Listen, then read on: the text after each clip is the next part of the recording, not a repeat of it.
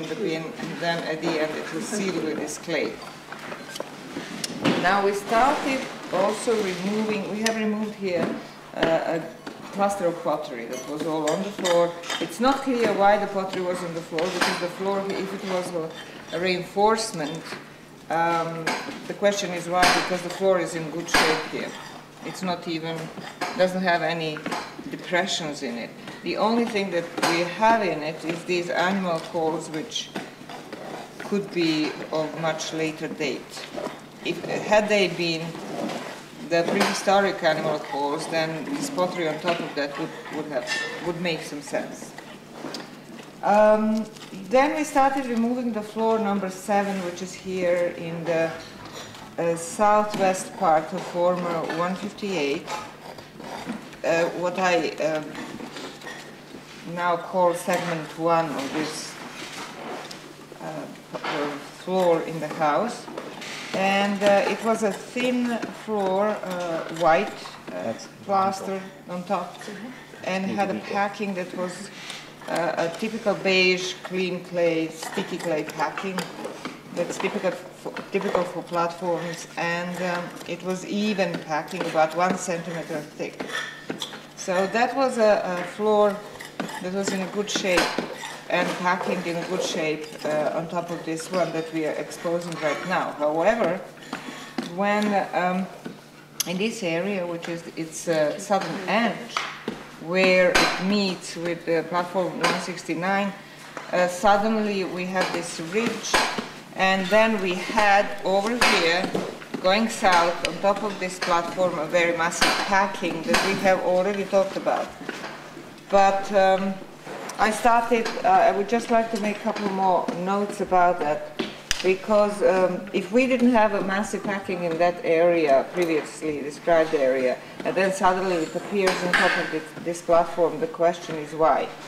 And it obviously is not because this floor on which I'm standing was terribly damaged, on the contrary, and because they needed to put a massive packing on it in order to level it. But it was for some other reasons.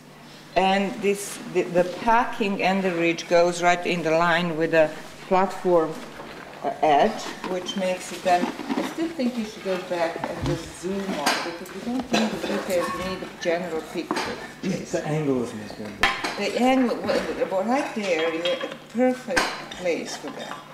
And then, no, seriously, because when you zoom in, it all needs to be seen in a large context, otherwise it doesn't make sense. So this ridge is in line with that, and obviously the idea was that the area where the platform is should be raised, should have this massive packing, and everything else north from there shouldn't. So I can think about 2 reasons for that. One reason is that the platform at that point was already sloping the way it is now, and the way to level it and make it even and horizontal was to put this thick layer of packing here and then thin it down going towards the south wall. Another reason could be that it was important that the platform gets higher than the rest of the floors around it, and in order to gain that height, you put thick packing. And then we can see the same situation going on below this floor.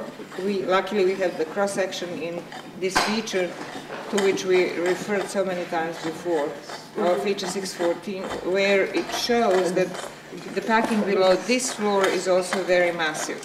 So we have these 2 massive packings at one point, and then thin and nice packings and floors below that and above it.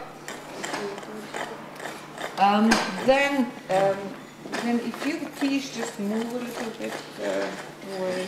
So I have already said that this floor, described this floor, and in it we had a circular feature of an unknown type so far, which is our feature number 790, which was a circular thing raised from the floor and was crushed. The top of it was crushed inside. So we cleaned that inside.